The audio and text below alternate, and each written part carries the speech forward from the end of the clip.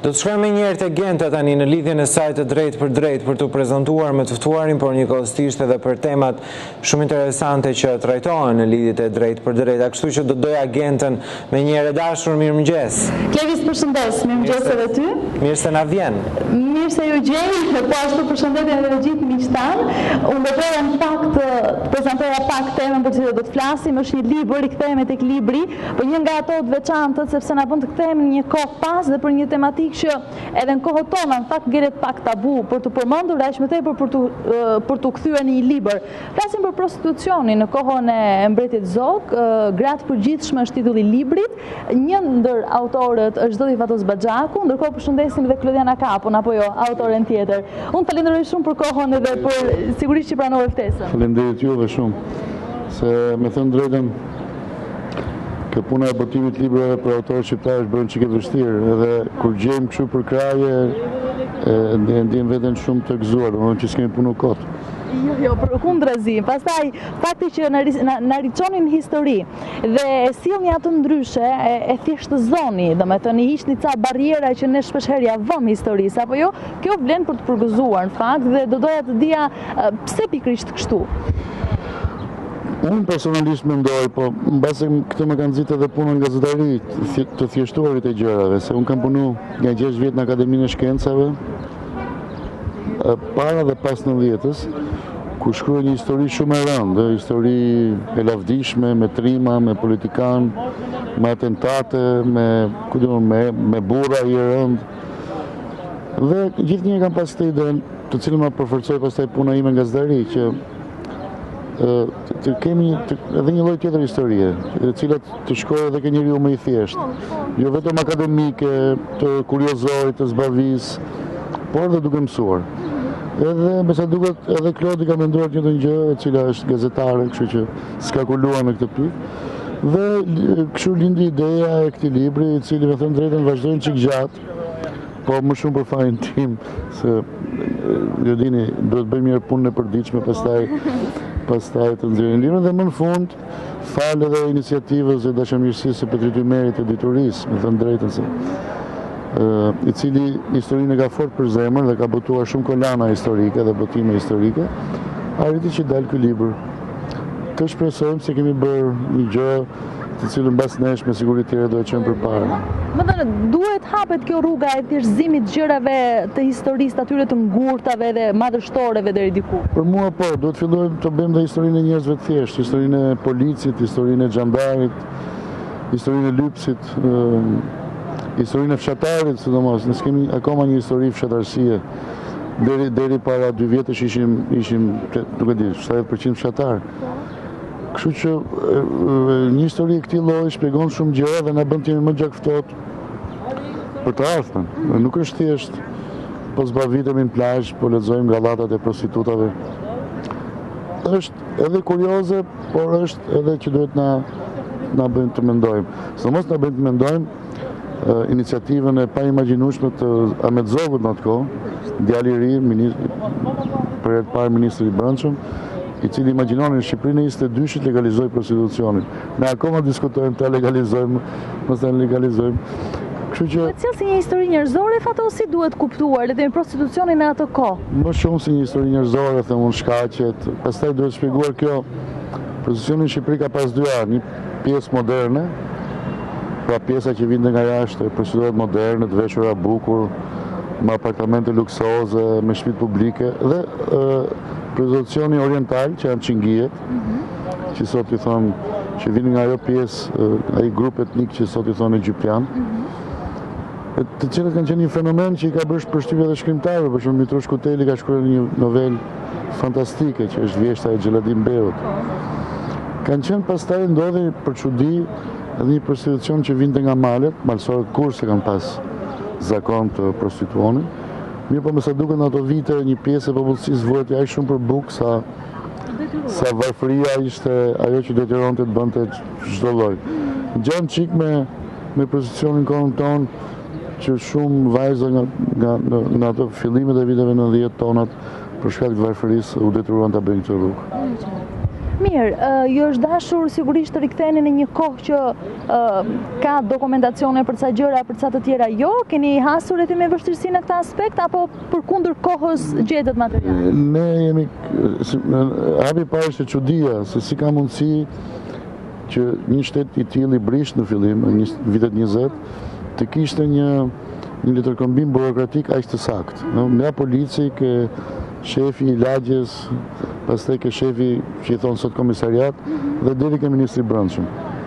Dhe me sa duket fillimet e shtetit fillojnë ke burokracia, ke shkresat, ke raportimi, data, filanor. Po kështu ka qenë letërkombimi i bashkive me qeverinë qendrore. Në një farë kuptimi u çuditëm, për fat keq dokumentacioni nuk mbulon të gjitha qytetet e Shqipërisë siç do donim ne. Por janë 4 dosje të bollshme për të thënë një ide të përgjithshme. Është vërtet e çuditshme se si ai fal atij dokumentacioni, fal atyre burokratëve të vjetër, se ne burokratët nganjëherë kemi si çame. Mund të rindërtohet një pjesë e jetës atyre viteve. Ashtu. Pjesa tjetër, përpos prostitucionit, përpos atyre, le të themi, ajkës së kësaj sjellje dhe pjesës tjetër të mbijetesës për ta bërë këtë gjë, si paraqitet panorama tjetër e përgjithshme? Deri në momentin që ju e keni thjeshtëzuar në nivel e Shqipërisë dhe pikërisht e këtyre e personave të tjerë që jepnin letërkëmbime apo jo, merrnin dhe jepnin mesazhe, gjallonte jetën atë formë. Kemi disa aspekte të asaj pjesës tjetër, si më thënë, jashtë prostitucionit. Kemi për shembull reagimin e pjesës qytetare që thonin dakor, të bëhet kjo gjë, po mos të jetë shtëpia publike rrugës ku kalojnë kalamajt për në shkollë, që është prapë një gjë shumë qytetare. Ose në Korçë për shembull, thonin këto mos të dalin bëjnë xhiro para metropolis, këto gratë e përgjithshme.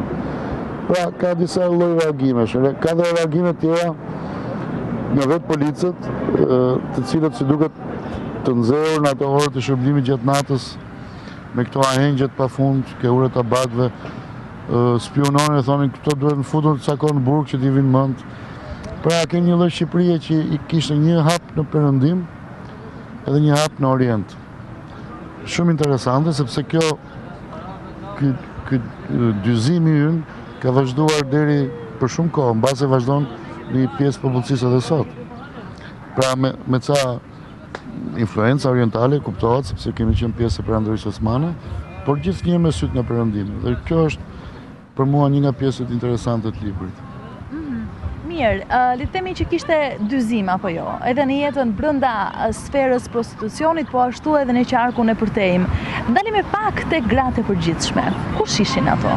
Ka disa lloje, sikur se thash, pjesa më e madhe në konceptin që ne kemi sot për prostitucion, pra në konceptin e shtëpisë publike si fenomen social, ekonomik, erotik, kështu me radhë, ishin të huaja, vinë nga Italia, nga Greqia, nga këto vendet për qark, shumë nga Malizi dhe nga Serbia, nga Kroacia. Pra kjo ishte pjesa, si më thënë, më elitare. Dhe kjo pjesë shërbente dhe elitës në ditën kohë. Sigurisht sepse ishte çmimi i tyre ishte më i lartë. Edhe kjo pjesë erdhi kryesisht. Të zgjuara fotos?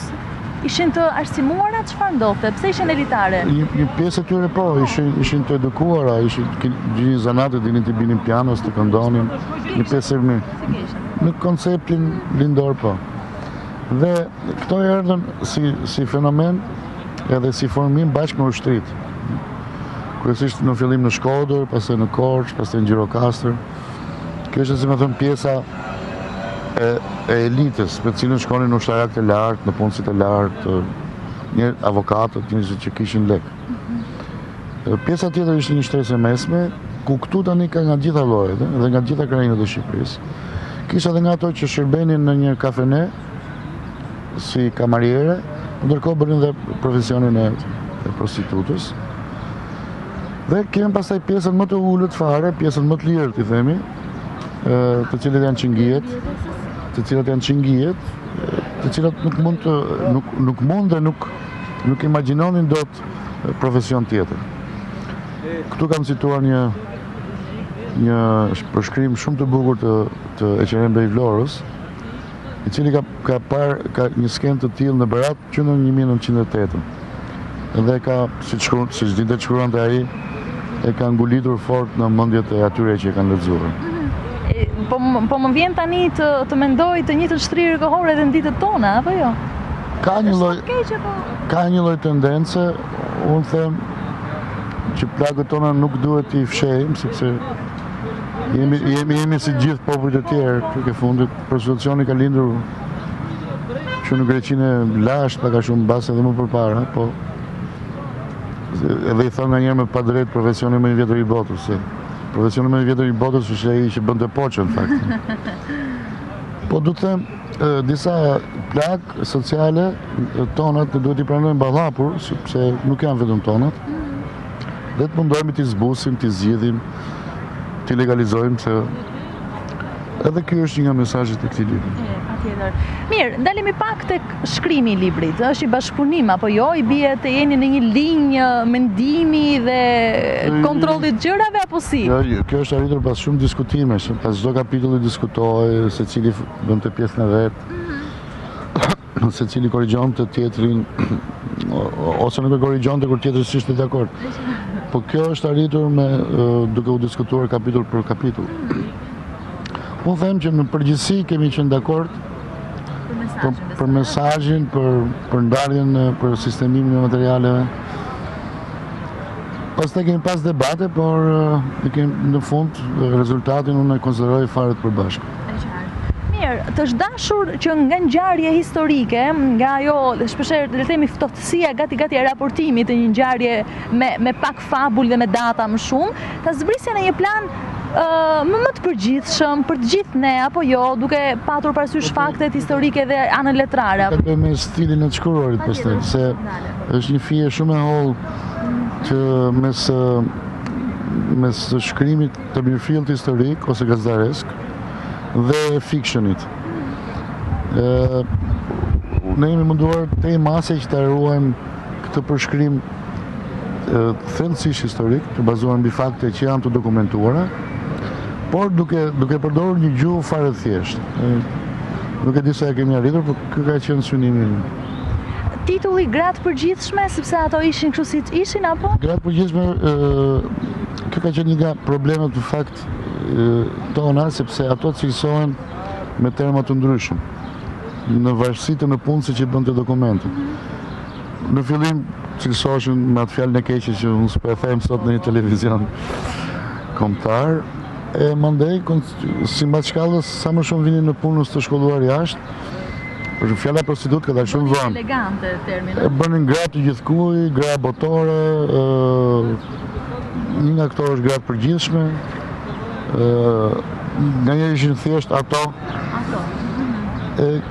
Prostitucioni ka ardhur si term fare vonë. Kështu që ne menduam, gratë përgjithshme është termi që i përfshin gjitha, edhe grua publike, edhe grua gjithkuj, gra në përgjithshme në kuptimin që i përkasin të gjithë meshkujt. Ka fantazi libri, ke futur veten ti dhe Klodi apo i keni qëndruar besnik ngjarjeve? Çdo libër, them unë, ka vulën e atyre që e bëjnë, në kuptimin që ke përzgjedhja, pse kjo histori dhe jo kjo tjetra, që aty fillon një lloj krijimi, një lloj qëndrimi. Mund të kemi shtuar diçka nga vetja në kuptimin kështu emocional, ke pjesa e Çingijeve që ndonë se ishin 60 e ca vjeç, akoma i kërkonte bashkia taksat dhe kjo ishte, se i kishte ngelur emrin në listë. Pjesë e absurdit pak a shumë. Mund të ketë në një vend pjesë të ironisë, të humorit, të absurdit. Ka një nën tekst ndjesor, emocional, dashuror në gjithë këtë? Ka një histori dashurie? Në fillim e kemi kushtuar këtë libër të gjithë atyre që nuk i vjen as shumë turp, as nuk janë shumë krenarë për punën që bëjnë. Edhe jo më kotë, sepse si çdo punë dhe prostitucioni është profesion, është profesion i caktuar. Të paktën në vendet e zhvilluara kështu e konsiderojnë, ato që e kanë legalizuar. Goxha me moralin apo me vlerat, ëh? Pastaj kjo pjesa e moralit zakonisht e luajnë amoralet, ata që shkojnë fshehura si bërtasin kundër prostitucionit. Kështu që është edhe kjo, e thash edhe një herë, duhet i pranojmë gjërat siç janë, veten tonë siç jemi, dhe të mundohemi të gjithë bashkë i rregullojmë. Po kjo ndodh kur secili e bën mirë punën e vet.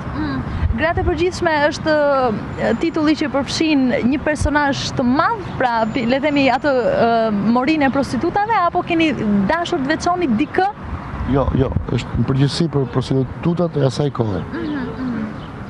Sigur se tha që janë dy grupe të mëdha, që janë prostitutat moderne, të huaja, kryesisht, dhe çingijet tona të shkreta. Të shkretat tonat.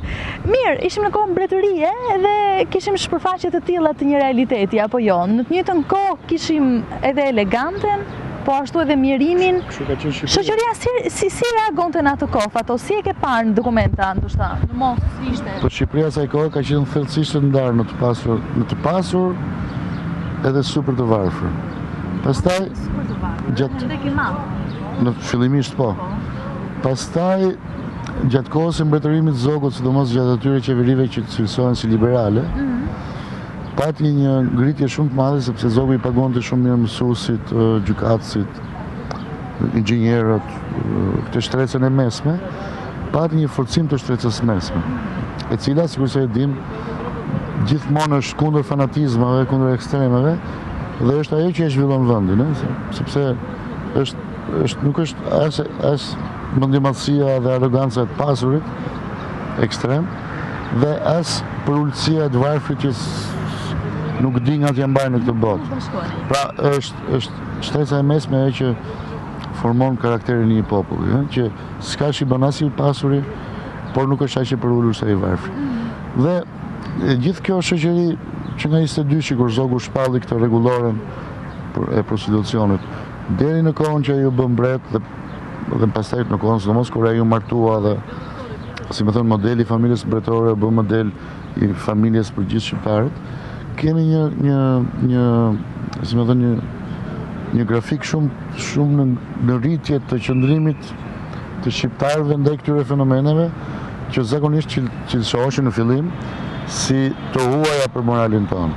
Këtu ka ndikuar për mendimin tim dhe ardhja e shumë shkollimi shumë studentëve, ardhja e shumë studentëve nga jashtë, që ndikoi pikërisht në forcimin e asaj që quhet shtresë e mesme, fenomene të cilat nuk vazhduan sepse filluan luftat, pastaj erdhi komunizmi dhe ai kishte tjera mendje për këto gjëra.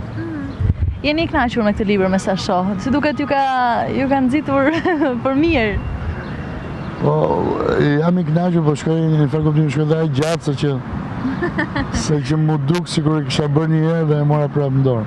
Sigurisht që jam i kënaqur dhe nga fjalët e mira, në respekt që ja, nga rastet e ju. Kështu që sigurisht çdo libër ka diçka prej fëmije, ka diçka. Është diçka prej trupit tënd. Patjetër. Të falenderoj dhe të uroj shumë suksese në këtë libër dhe në rrugtimin tënd profesional dhe jetësor. Faleminderit, suksese juve. Mirë atëherë, kjo ka qenë, le themi, ajo çka ne duhet të dinim për këtë libër, për këto fakte historike që vinë sigurisht kthyera në pjesën e tyre letrare, po ashtu dhe thjeshtëzuara për gjithë ne. Ndjej zërin tim që kthehet, do të thotë që jam në studio. Je në studio e dashur dhe më vjen shumë mirë që sot në lidhjen e drejt për drejt kishe një nga profesorët e mi të fakultetit, profesori Fatos Baxhaku, mua më ka dhënë redaktim. I pas ka dhënë redaktim. Po. Mirë. E falenderoj. Po ndërhyj unë për t'ju përshëndetur reciprokisht të dyve.